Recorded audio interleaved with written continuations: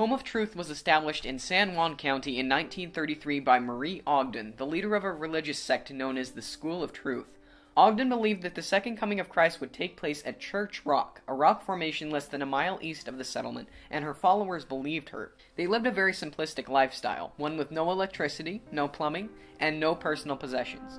All forms of meat except fish were banned, as were tobacco and alcohol. Ogden claimed to be the reincarnation of the Virgin Mary, and often declared that other members were reincarnated versions of prominent religious figures, such as Brigham Young and Nathan the Prophet.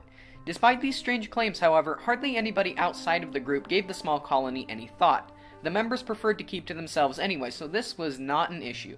In 1935, however, things began to get strange. Ogden acquired the local newspaper and began publishing a column that, in a sense, promoted her sect and her settlement.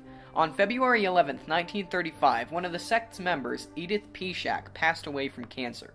Pishak and her husband were fairly new to the sect, having joined because they were promised a cure for Mrs. Pishak's disease. Marie Ogden began to make claims that a cure had been found for Mrs. Pishak's ailment, and that she would soon be raised from the dead. These claims caused many of her followers to leave and led to a formal investigation by the police and the health department from nearby Monticello. When they were shown the body, which was well preserved and fed every few days by Ogden, the health inspector declared that the body posed no health risk to the colony and allowed Ogden to keep it. At this time, popular Utah newspapers such as the Salt Lake Tribune got word of the strange practices and beliefs of Home of Truth and began publishing articles calling the colony and Ogden's teachings cult-like. This caused a few other members to leave, but it only got stranger from there. In 1937, Ogden again stated that Pishak could be brought back to life, and that it was only a matter of time before the world would see. Authorities investigated again, but this time Pishak's body could not be located.